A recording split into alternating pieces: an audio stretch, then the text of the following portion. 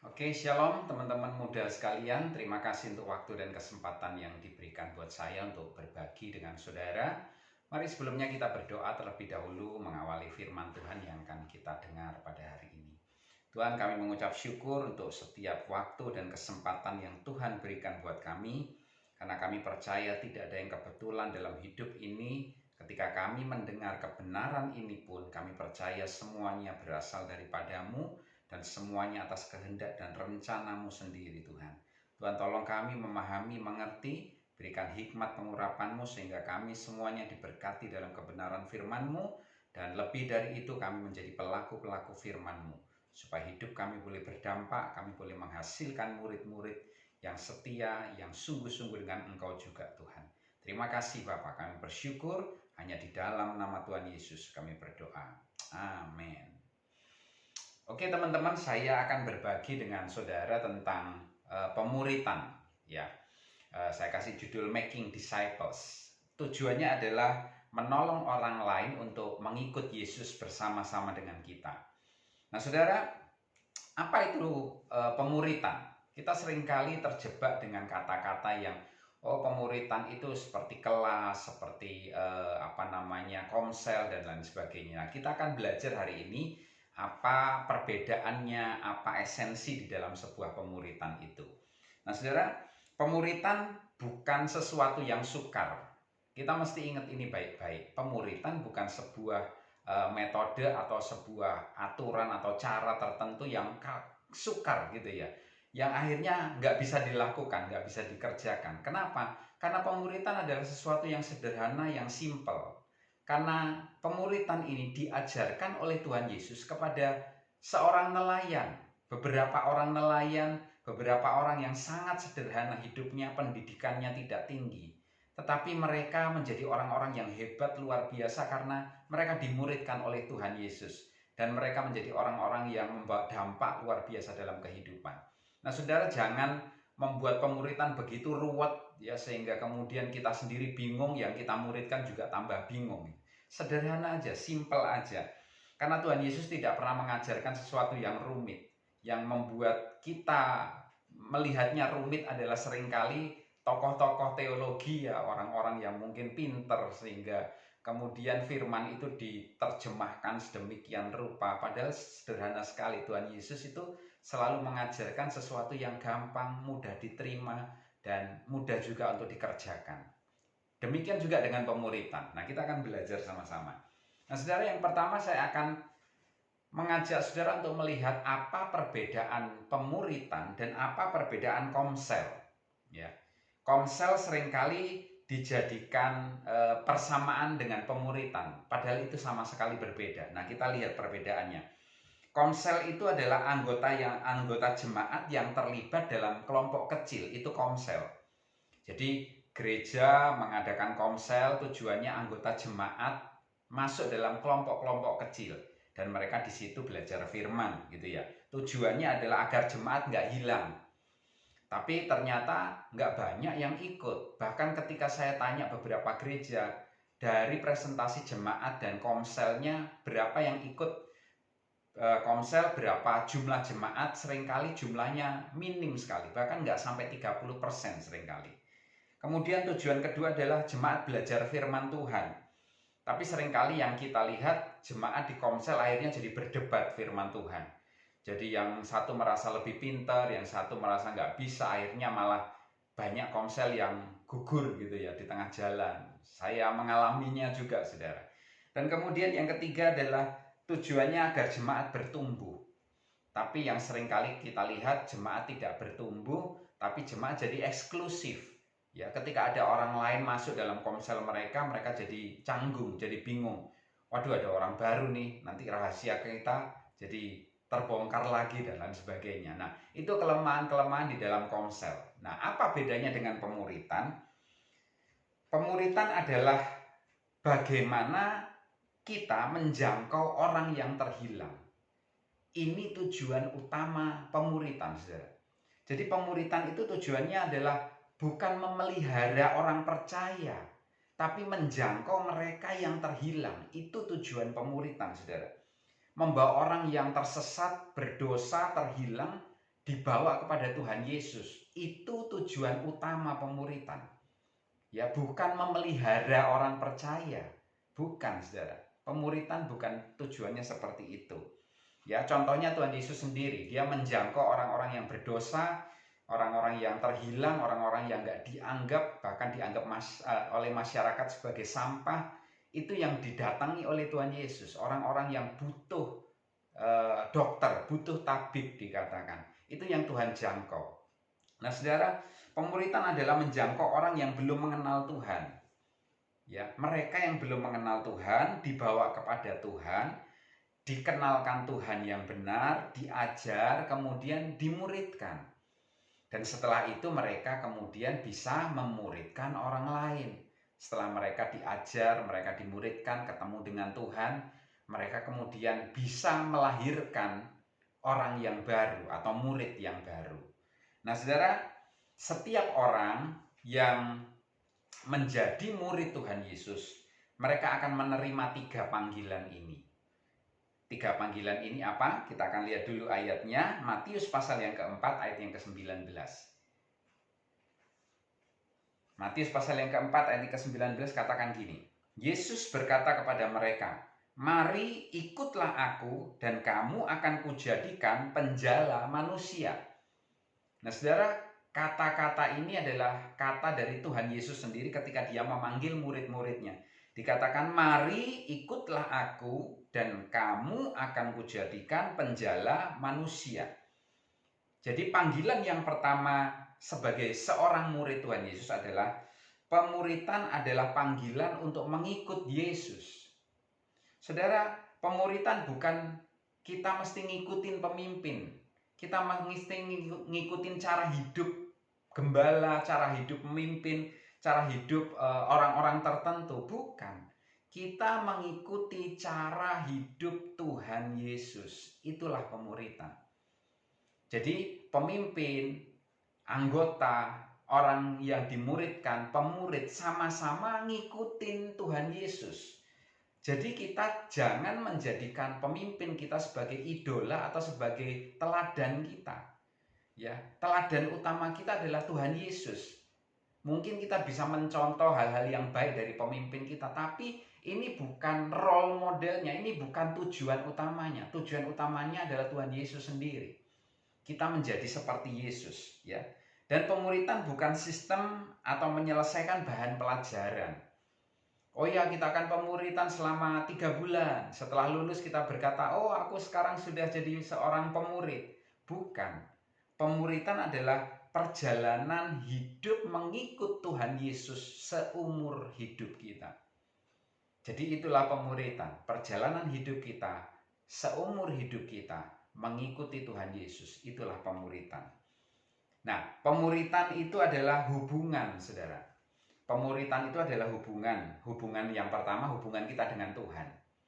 Yang kedua adalah hubungan kita dengan orang berdosa. Dan hubungan kita dengan orang-orang yang sudah diselamatkan. Jadi ketika kita melakukan pemuritan, kita sedang membangun hubungan dengan Tuhan, membangun hubungan dengan orang yang berdosa, yang terhilang, dan membangun hubungan dengan orang-orang yang sudah diselamatkan. Sebagai satu keluarga di dalam Tuhan.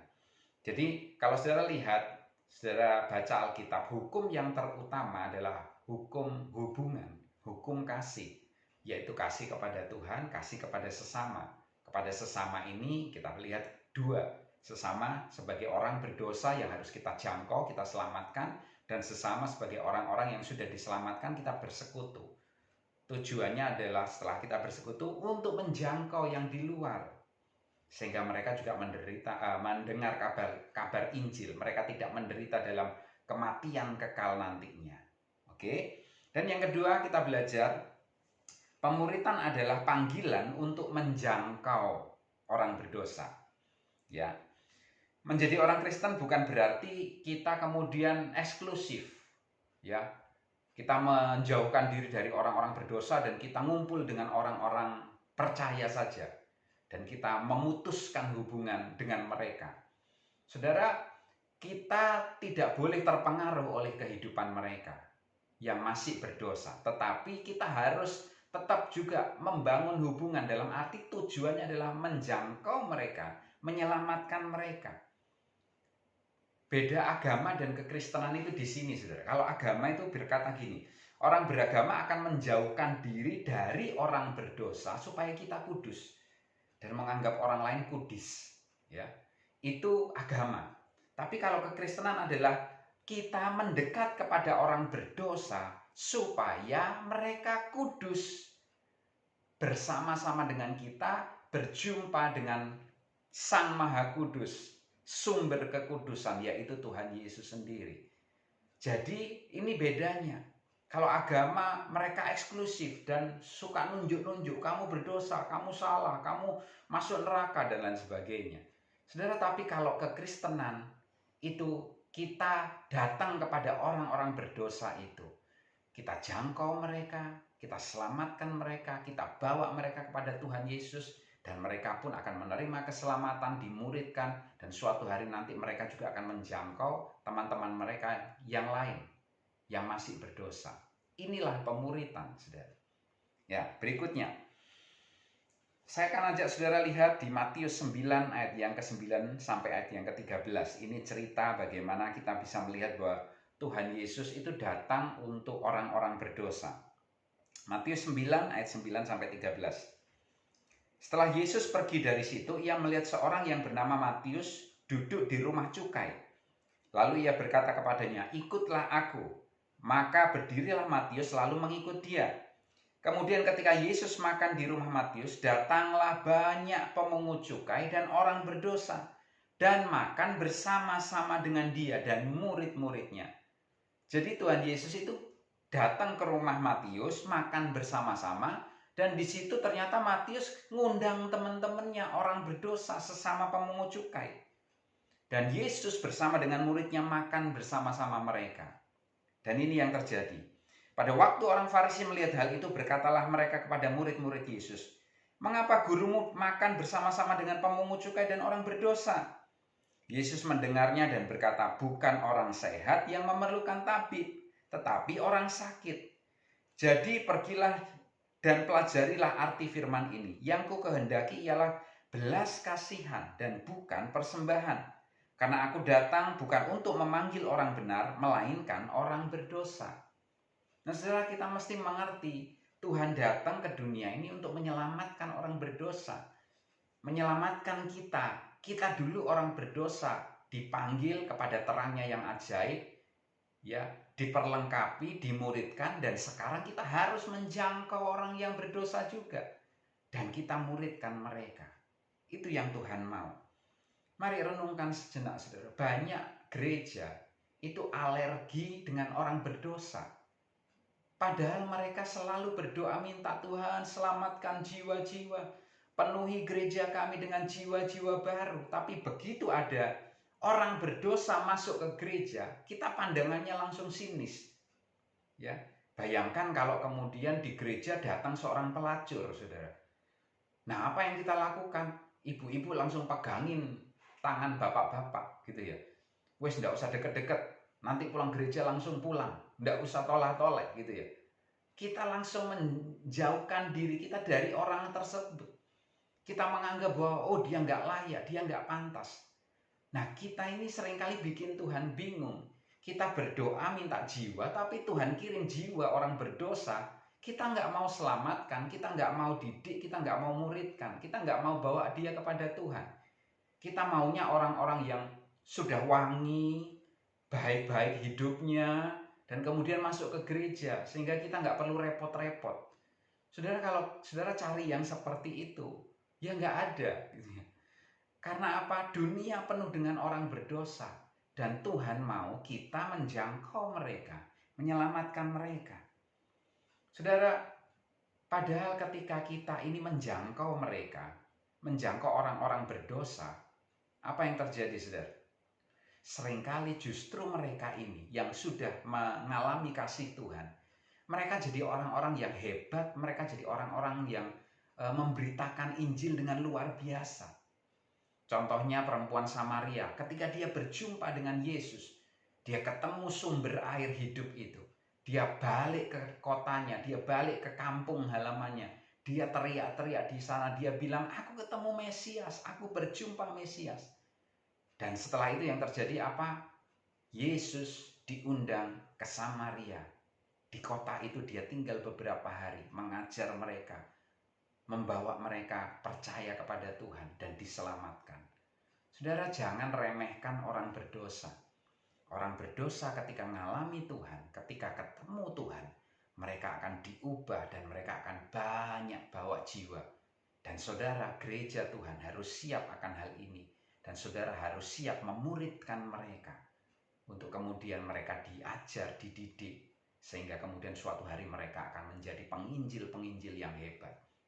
Saudara, saya punya pengalaman di gereja kami, di ibadah muda kami, beberapa waktu lalu ketika saya menjadi ketua youth-nya, saya mengajar anak-anak untuk mereka menjangkau teman-temannya. Dan kemudian kebetulan di gereja kami ada kelas yang namanya SPY. Waktu itu saya pengikut Yesus. Di situ diajak orang-orang yang baru pertama kali tahu Tuhan, kenal Tuhan, diajak untuk percaya Tuhan, ngalami Tuhan, dijamah oleh Tuhan. Dan ketika mereka udah ngalami Tuhan, mereka balik ke tempat mereka. Mereka balik ke kerjaan mereka. Ada satu anak yang dia bekerja, saudara. Ketika dia bekerja, dia udah ngalami Tuhan. Dia awalnya ya Kristen tapi belum sungguh-sungguh, ya. Dia kemudian ngalami Tuhan, dilawat Tuhan luar biasa. Dan ketika mereka pulang kembali ke kerjaan sehari-hari, mereka cerita ke teman-temannya. Dan kemudian ada satu anak ya non-Kristen ikut kelas yang kami adakan berikutnya. Ya, mereka ikut ngajak dulu ke gereja dulu, ke ibadah youth kami. Di ibadah youth kita terima mereka apa adanya, mereka kita kasihi, mereka kita welcome banget dengan mereka, kita tanya nama mereka, kita bangun hubungan dengan mereka. Mereka merasa senang. Saudara, kasih dan penerimaan ini yang jadi senjata utama untuk kita menjangkau orang-orang berdosa. Terima mereka apa adanya. Jangan dihakimi dosa mereka. Karena mereka seringkali juga nggak tahu apa yang mereka lakukan ternyata dosa. Kadang mereka nggak ngerti. Karena firman Tuhan katakan, ini orang masih buta. Kita perlu mencelikkan mata mereka. Supaya mereka kembali kepada Tuhan. Tapi jangan dihakimi. Ya, terima mereka apa adanya. Kasih itu menerima apa adanya.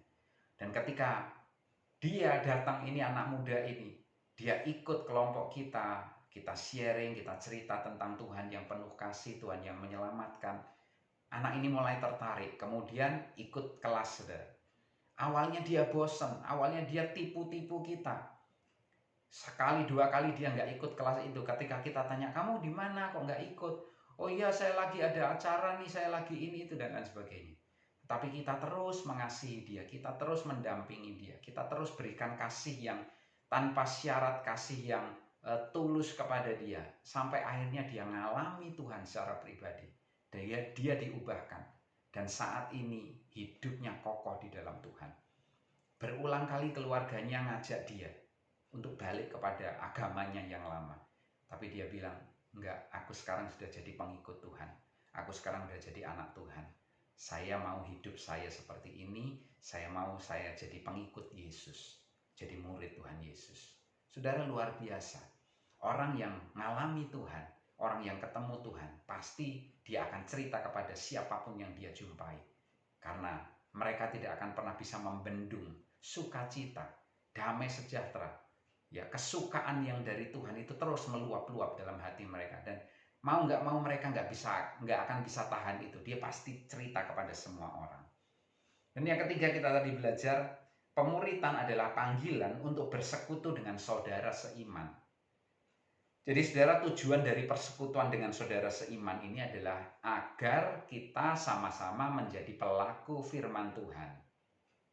Ya, jadi kalau kita bersekutu di dalam kelompok yang sama-sama udah Kristen, sama-sama udah percaya Tuhan, tujuannya ayo jadi pelaku firman sama-sama yuk.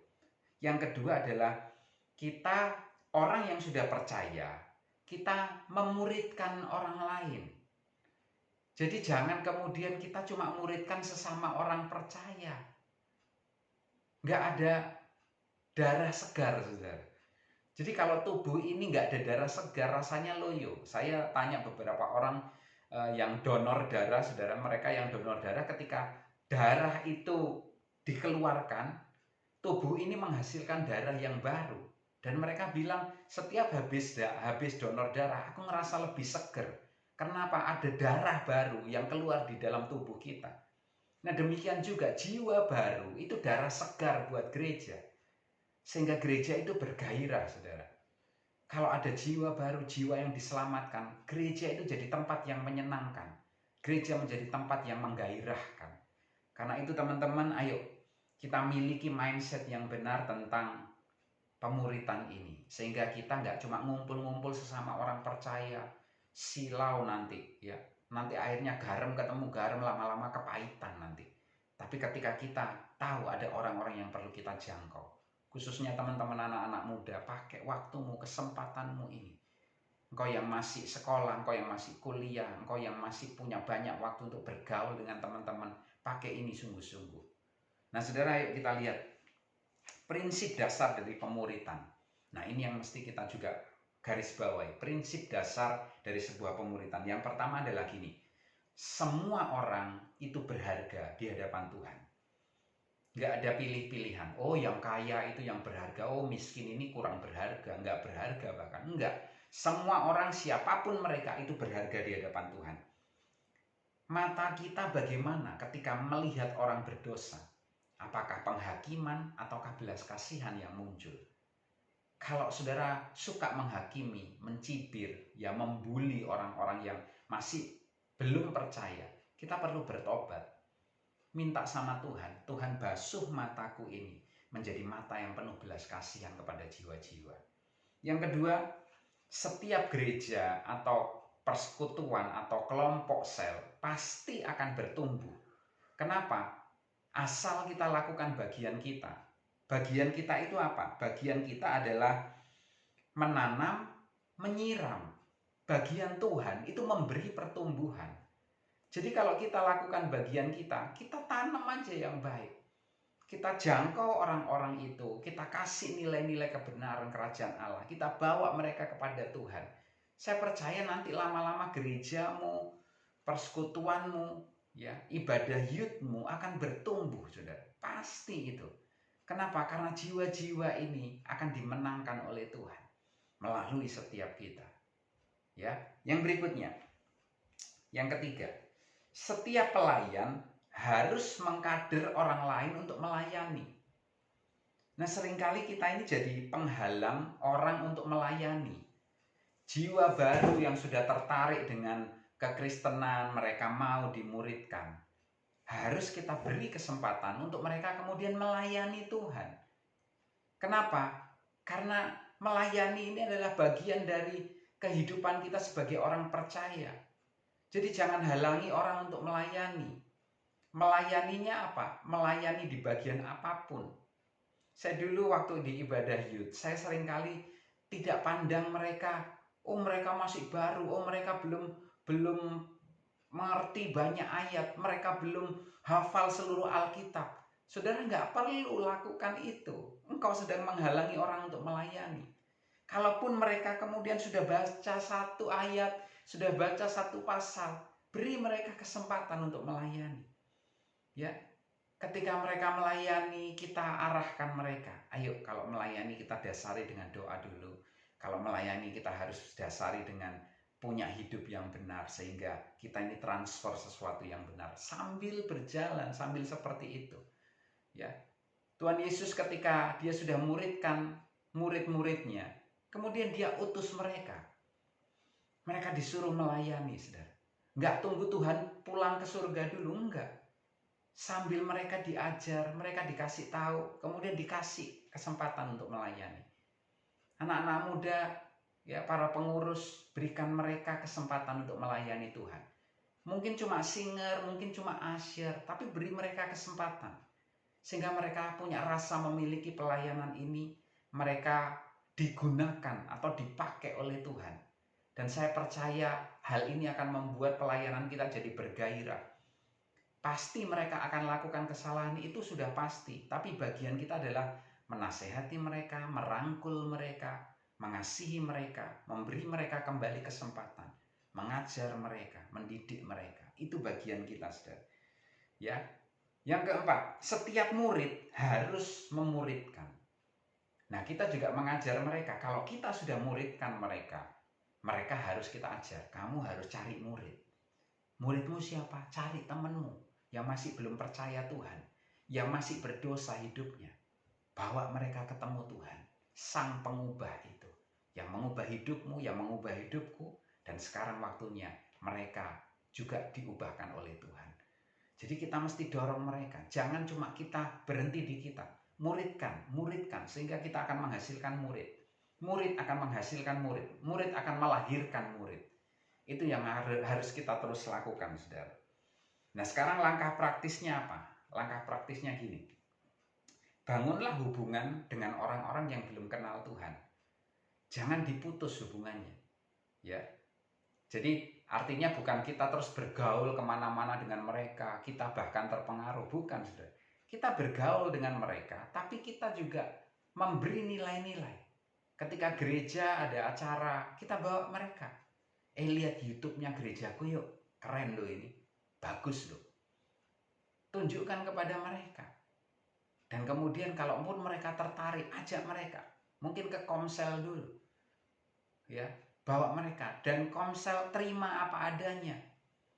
Ya, ibadah youth terima mereka apa adanya. Jangan disinisin. Welcome sama mereka. Ya, hangatlah dengan mereka. Sehingga kemudian mereka merasa ini rumah. Ini penerimaan yang aku rasakan, membuat mereka merasa nyaman, merasa diterima, merasa dikasihi. Dan inilah yang akan mengubah kehidupan mereka. Kasih Tuhan yang kita salurkan buat mereka, itu akan mengubah mereka. Ya. Dan kemudian ajar anak-anak kita untuk memuridkan satu orang, satu aja deh. Satu orang bawa jiwa yang belum kenal Tuhan.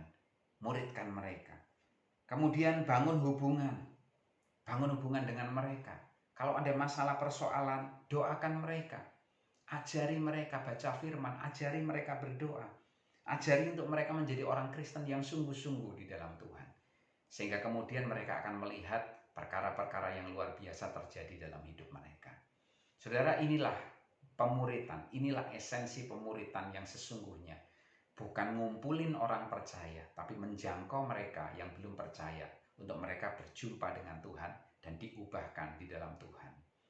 Kiranya ini semuanya menjadi berkat buat saudara. Dan saya percaya pekerjaan ini akan bisa diselesaikan ketika kita melakukannya. Pekerjaan yang tidak pernah selesai adalah pekerjaan yang tidak dikerjakan. Tapi sesulit apapun pekerjaan itu, kalau dikerjakan pasti selesai. Pemuritan ini akan jadi sesuatu yang sulit kalau saudara nggak mengerjakannya. Tetapi kalau saudara mengerjakannya, pasti suatu hari nanti saudara akan melihat hasilnya. Tuhan memberkati saudara semuanya. Mari kita berdoa. Tuhan, kami bersyukur buat kebenaran firman-Mu. Ajar kami untuk kami belajar. Kalau sekarang kami ini sudah menjadi orang percaya, ajar kami untuk memuridkan orang lain. Khususnya mereka jiwa-jiwa yang baru, yang belum kenal Tuhan, yang belum sungguh-sungguh di dalam Tuhan. Tuhan, beri kami mata dan hati yang penuh dengan belas kasihan. Sehingga ketika kami melihat orang berdosa, hati kami digerakkan oleh belas kasihan. Bukan penghakiman, bukan mencibir mereka atau menjauhi mereka, tapi mengasihi mereka. Tuhan, limpahkan kasih-Mu dalam hati setiap kami anak-anak-Mu. Sehingga kami bisa menerima mereka apa adanya, mengasihi mereka, dan membuat mereka, membawa mereka berjumpa dengan Sang Sumber kasih itu, yaitu Engkau sendiri. Tolong kami semuanya Tuhan melakukan firman-Mu ini. Terima kasih Tuhan, hamba-Mu selesai sampai di sini. Roh Kudus, Engkau terus berbicara buat kami, mengajar dan mendidik kami semuanya. Segala pujian, kemuliaan hanya bagi Tuhan. Dalam nama Tuhan Yesus kami berdoa. Amin.